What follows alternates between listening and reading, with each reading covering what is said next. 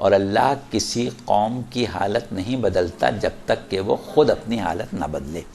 تو یہاں پر آپ نے اس کا کیا مطلب سمجھا تھا؟ کیا مطلب سمجھایا تھا ہم نے کہ اللہ کسی قوم کی حالت نہیں بدلتا جب تک کہ وہ خود اپنی حالت نہ بدلے. عام اس کا مطلب کیا سمجھا جاتا ہے کہ انسان خود زندگی کی جد و جہد سے اپنی زندگی کو بناتا ہے. جب تک آدمی خود کوشش نہ کرے اللہ کچھ نہیں کرتا. یہ مطلب عموماً سمجھا جاتا ہے. لیکن ہم نے آپ کو یہ بتایا تھا کہ یہ مطلب نہیں ہے. بہت سے لوگ ایسے کچھ نہیں کرتے، اللہ ان کو بہت کچھ دے دیتا ہے. ایسے لوگ نہیں دیکھے آپ نے؟ یا بعض اوقات ہم بہت کم محنت کرتے ہیں، اللہ بہت دے دیتا ہے. اور جیسا کہ اس دفعہ بھی ہم نے مثال دی تھی کہ بہت سے لوگ ایسے ہوتے ہیں کہ وہ محنت نہیں کرتے لیکن اللہ ان کو دے دیتا ہے. بہت سو میں قابلیت ہی نہیں ہوتی، ان کو اللہ دے دیتا ہے. تو اللہ کا دے دینا یہ مطلب نہیں ہے کہ اس نے ضرور محنت کی ہوگی. اللہ دے دیتا ہے. ہاں، اللہ کسی کی حالت کو اچھے حالات سے برے حالات کی طرف نہیں لاتا کبھی، جب تک کہ انسان خود کوئی ایسا عمل نہ کرے کہ حالات خراب ہوں. ہاں، یعنی حالت نہیں بدلتا کا مطلب یہ نہیں کہ بری سے اچھی نہیں کرتا. بری سے اچھی تو کرتا ہے، اچھی سے بری نہیں کرتا. اگر نعمتیں عطا کر دی ہیں، اگر اس نے اچھے حالات عطا کیے ہیں تو اب وہ ان نعمتوں کو چھینتا نہیں ہے جب تک کہ انسان خود ایسے اعمال انجام نہ دے. تو وہ کچھ اعمال ہیں جیسا ہم نے بتایا تھا. ہاں، دل دکھانا، ناشکری کرنا، کفران نعمت کرنا، وہ چیزیں ہیں کہ جو انسان کی نعمتوں کو زائل کر دیتے ہیں. اور آپ نے دعائے جوشن کبیر میں یہ نہیں، دعائے کمیل میں پڑھی ہے، اللہم اغفر لی الذنوب التی تغیر النعم. پروردگار ان گناہوں کو بخش دے جو نعمتوں کا رنگ تبدیل کر دیتے ہیں. نعمتیں بدل جاتی ہیں. تو نعمتیں کہاں سے بدلتی ہیں؟ گناہوں سے بدلتی ہیں.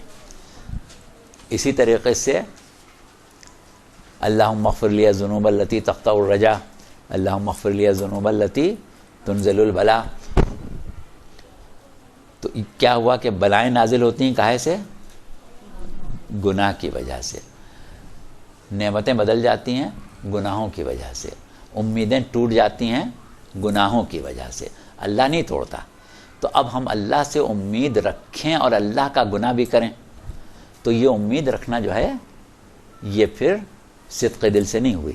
صدق دل سے امید جبھی ہوگی کہ جب اللہ کے گناہ سے اپنے نفس کو پاک کر کے اللہ سے امید رکھیں.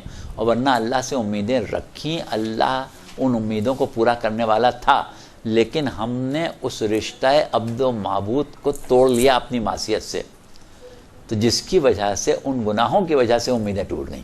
اللہم اغفر لی الذنوب التی تقطع الرجا، وہ گناہ کہ جو امیدوں کو قطع کر دیتے ہیں.